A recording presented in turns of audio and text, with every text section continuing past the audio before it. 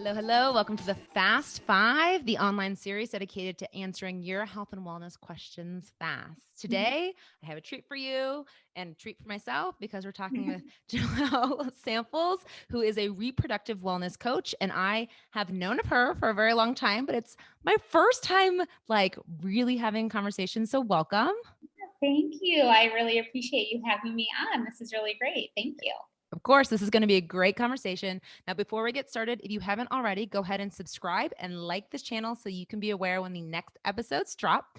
And now it's time to get into the Fast Five with you. But actually, before we get started, I always forget that I want to know your story a little bit before we dive in, because no one gets to be a coach by things going perfectly well in their life. So can you Yes. tell us a little bit about you before we dive into these questions? Yeah. So I have been doing this work for about, oh gosh, since 2014. So what year is it? 21, like 6 years. And I got into working with women with reproductive health challenges because of my own personal journey with infertility. And my husband and I tried to conceive for 3 years, really took a natural approach from the start, and it just led me down this path of working with other women. So in 2014, October of 2014, I went back to 2013, I went back to school to become a health coach and was really uncertain as to what I was going to do with that. But I was led there because at the age of 16, I was diagnosed with epilepsy.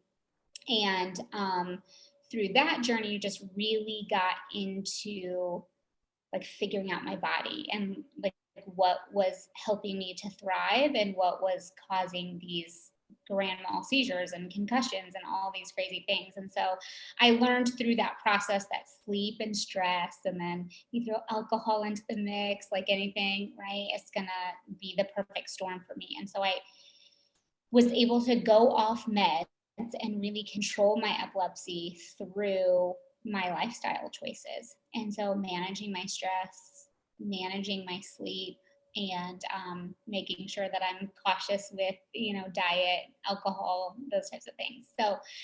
So that led me to go back to school and get my health coaching certification. And then after that, once I realized we were going through fertility, it was like a light bulb went off. I was searching for, like, on Instagram for infertility hashtags, came across Dr. Jennifer Mercier she's in like the Chicagoland area. And I went to that training and it really changed my life. Like, I honestly felt such a sense of peace for my own personal fertility journey, just feeling like this is why God had me in this moment, like in this time, was to be here and to be doing this. And so through all of that, like, I originally started working with women with just fertility challenges. And then the Mercier therapy is also good for other things: C-section recovery, abnormal menstrual cycles, period pain, a whole slew of things. So then I started seeing women with just more general reproductive wellness concerns. And I'm now getting ready to start working with young girls to help educate young girls about their menstrual cycle health and the beauty that surrounds that. So We could have like 16 conversations based on what you said. Like, it is. The one thing I will add before we dive into this conversation about infertility specifically is that, man, I wish people told me some things when I was 16. Like, you throw a pill my way and are like, here you go. And it was like, there are other issues. But so I'm gonna leave it at that's that. a conversation for another day. You're coming back on. So, all right, we're going to get into the fast five. We're going to focus on infertility because I'm pregnant and all of these things have been floating around: infertility, miscarriage, all those conversations, they just happen when you're pregnant or trying to get pregnant. And so, and I have friends who are looking for ways, right, to get pregnant because they're struggling doing so. So I want to have this conversation. So I'm grateful for you to have it with me. And the first question that I got for you is, what causes infertility? So that's a really good question. I was actually just talking with my client this morning a little bit about this. Like, why is it so prevalent now as opposed to years ago, right? Like, is it just because more people are talking about it, or what is it? And I think that it's a combination of things. One, I think that, we're in this day and age where women are waiting longer to try and get pregnant because we are a more career focused generation. And so we're waiting, we're not getting pregnant in our 20s. And we know that as we age, our fertility does start to decline and it becomes a little bit more challenging. So I think that that's, a big reason. And I don't think that that's necessarily a bad thing, like it's a good thing that we're a part of the workforce and that we're not just forced to be homemakers, but that's obviously going to have an impact on our fertility.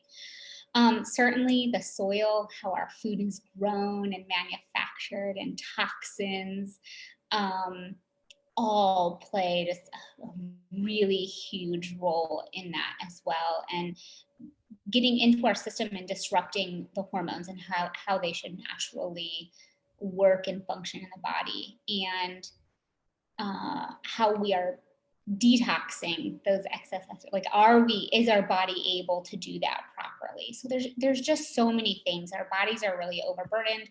We're more stressed, right? Like, there's a lot of career women, and so we're working and we're trying to be healthy and we're trying to do all the things. And so our stress is really high too. So it's multifaceted. It's not like one thing, I think it's really just, yeah, there's different levels of why infertility is so much more prevalent now than it was years and years ago. And so what I'm hearing is you're saying, there's not one reason, there's not one magic bullet, right? That's probably the wrong word, but like one magic thing that's causing you not to get pregnant, but more so it's the lifestyles that a lot of us are living, from high stress to the food we're eating, which is disrupting our hormones. And the fact that like the great thing is we want to work more and we're doing that, which is wonderful, but all of those things play a role with why we're maybe not getting as pregnant as quickly as a lot of us want to. I think it's great though to know that it's multiple avenues, not because I want to stress people out more, but I think a lot of us are looking for like one reason why we can't. And it's like, Yeah, like the reason. Yeah. No, And there's it's multiple.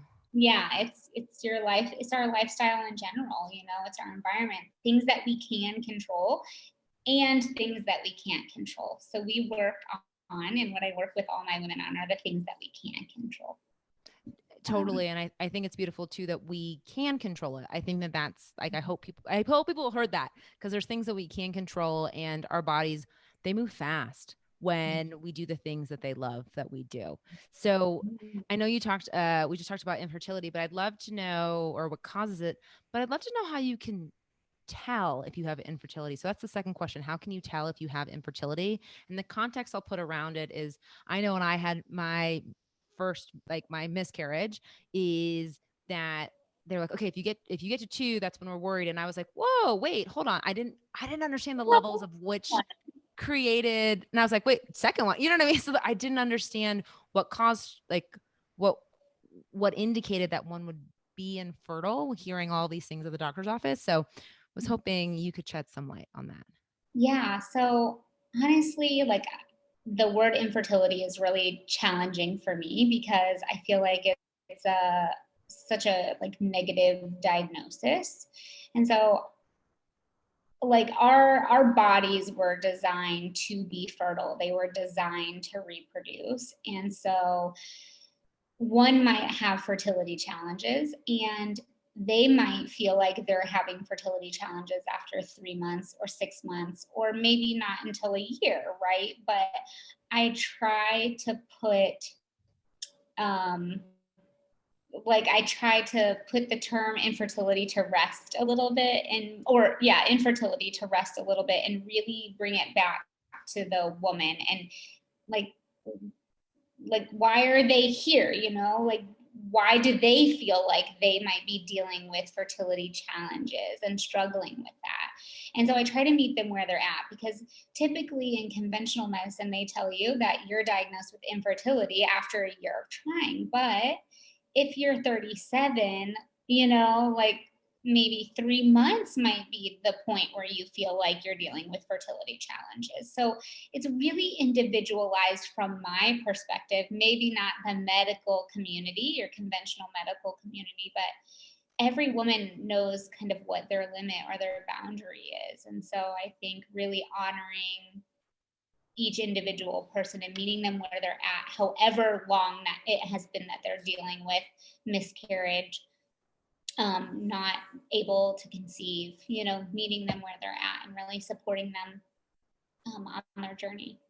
You said two things I just want to highlight because I thought they were so beautiful. First is when you say I am infertile, like that I am statement, that belief, the mind and body are connected. I keep trying to tell people it because your mind sits on top of your body. So, they do talk, and we can sometimes think, oh, this language, talking positivity, it's so woo, but your body's job is to carry out your mind's thoughts.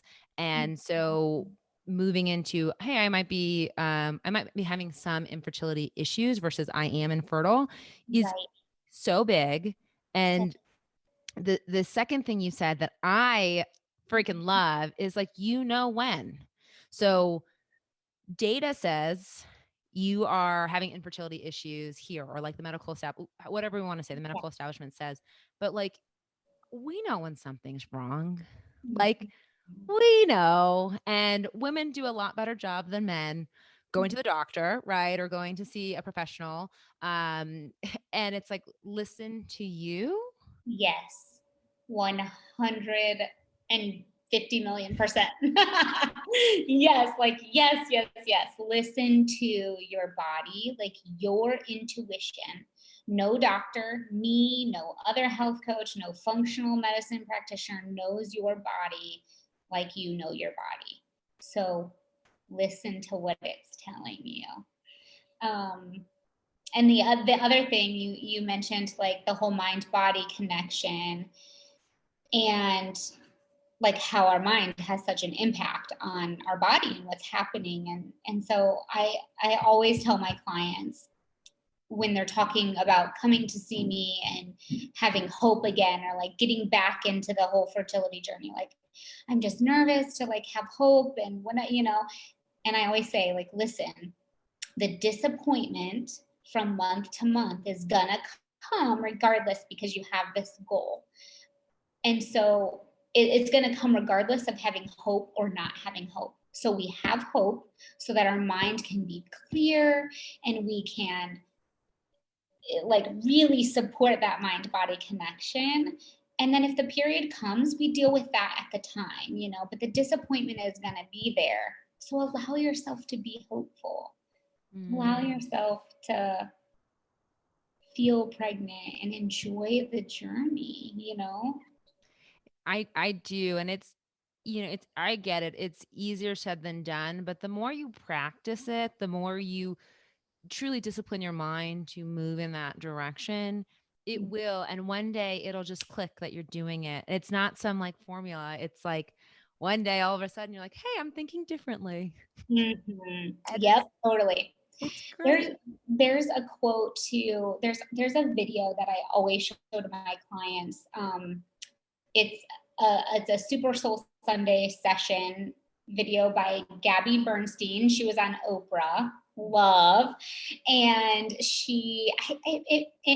think it's a quote from A Course in Miracles, she says, and it talks about how like people who have hope and like faith can afford to wait, and wait without anxiety, because that it is going to come.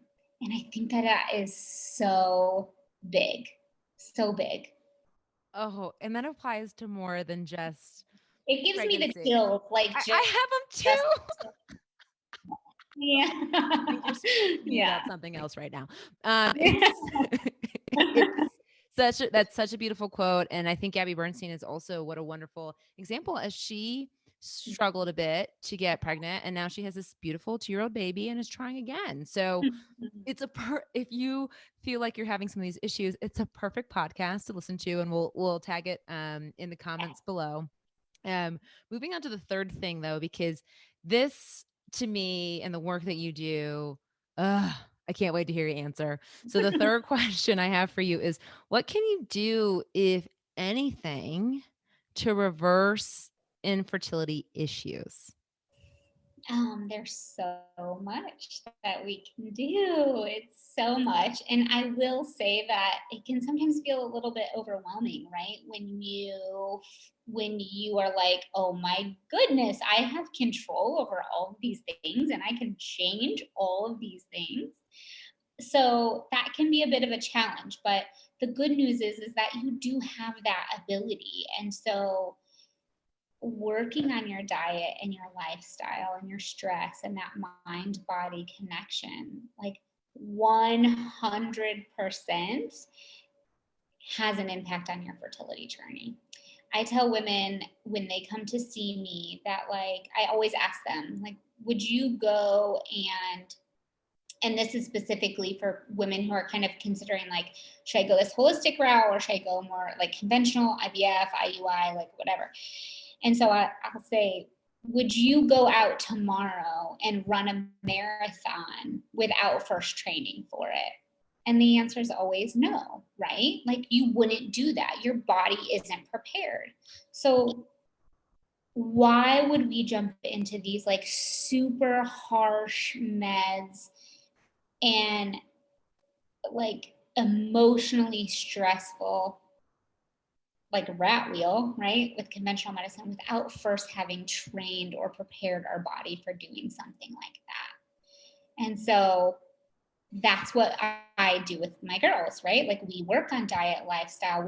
We look at all the areas of their life: home cooking, spirituality, relationships, creativity. Like, we look at the whole body and do everything we can to support it, optimize their overall wellness, because when we optimize their overall wellness, then their fertility tends to fall into place. I want to drop this mic for you.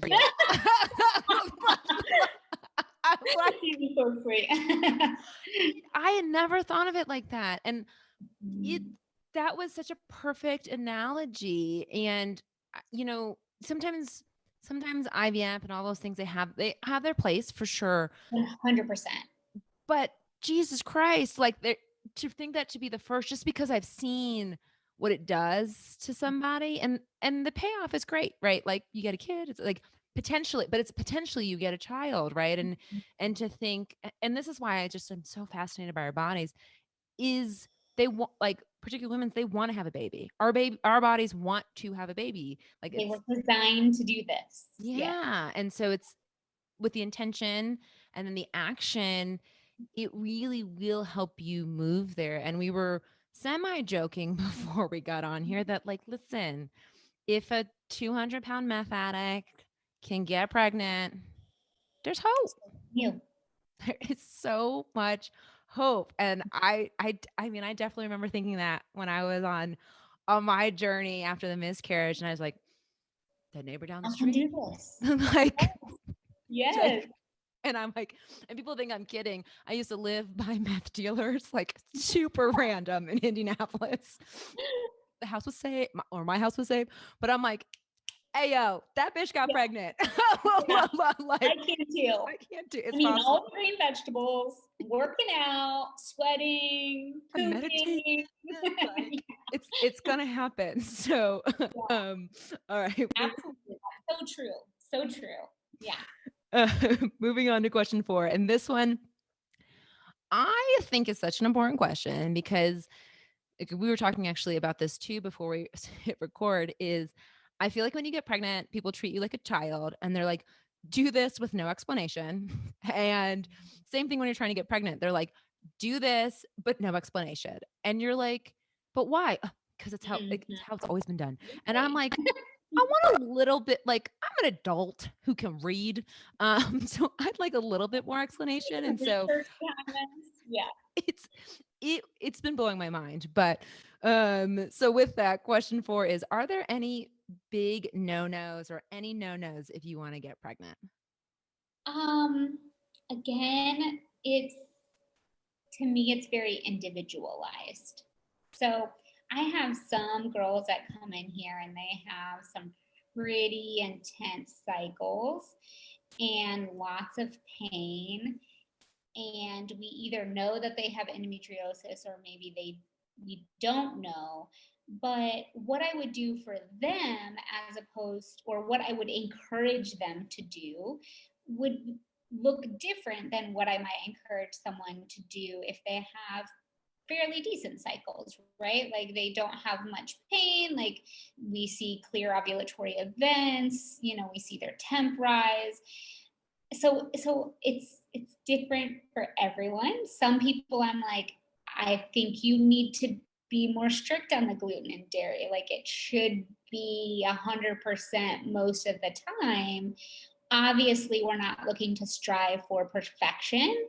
Um, Perfection is not going to happen. You are going to be at a party and you're going to have a piece of pizza or a cupcake. Like, let's be real, like that's going to happen. But it's knowing that you don't fall off the bandwagon at that time, that you can jump back on, and the next day you just get back going with the way that you were living, and eating. And so, yeah, so I don't know that there's necessarily like strict no-nos for every single person. It's really the combination of taking care of your body through nourishment, proper food, mind, body, stress, meditation. Like it really is about what you do and not so much about what you cut out, right? Mm. So what I'm hearing is that if there is a no-no, it's perfection. And yet again, listen to your body, because you know that if you're having if there's certain things that aren't working the way that we want them or expect them to, it's going to look different. And I believe we all intuitively know that. For sure. And sometimes we need a guide like you to pull it out of us, but many a time, like I, a lot of people I coach, probably the vast majority, they know. They all know when they have a dairy allergy, they or intolerance. Yes. They all know when they have a gluten intolerance. Like they Yes. always know. They just don't want it to be true, right? Uh-huh. Uh-huh. I'm So, a little bit dealing with that right now in my personal life because I have a bit of an inkling that I might be dealing with. I live in a really old home, like a 130-year-old home, and I'm wondering if I might have mold. And I'm like, I don't want to. I don't want to see it. I don't want to move. I love my house. Like, no, I'm just gonna like. But like you just that inkling is so that gut feeling mhm. is not normally wrong. I'm like, it just makes you human. Just so Yes. you all know, Joel's Yes. human. So, because I think too, when people look at someone like yourself or myself, they're like, well, it's so easy for them. And it's like, nah, girl, I'm still human. Like, I still got my own shit. Like, I know mold's in my house, but I don't want to see it yet. Totally. So, Totally. Like I'm not looking, I've got my blinders on. I love it. So you have to be ready too, like yeah, you have to be ready for those steps. And yeah, again, like I really think that it's less about like the no-nos and more about like what are you doing to support your body. I love that. And I think that should be a philosophy for a lot of what we do. So with that last question, we've covered a lot in like Mhm. 25 minutes.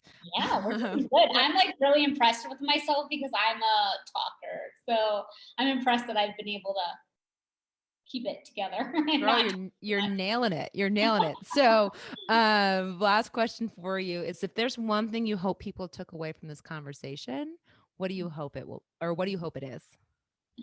Gosh, one thing. I have like three things. Um, I think knowledge is power.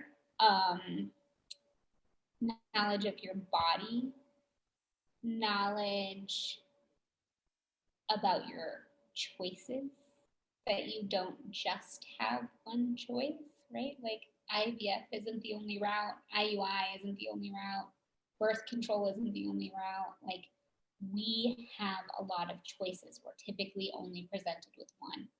So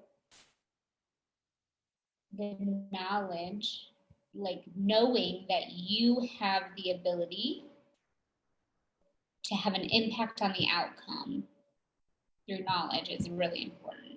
And choice. Yeah. So good. So good. Now, before I let you go, if people want to get in contact, want to learn more, how can they do that? Yeah. So my website is yinroot.com. So my practice is yinroot, YINROOT.com. It is under construction right now, so I apologize in advance. I'm having a new website built. But you should be able to click around on a few things on there and connect. And then certainly on Instagram and Facebook, Yinroot, you'll be able to find me there and connect with me there as well.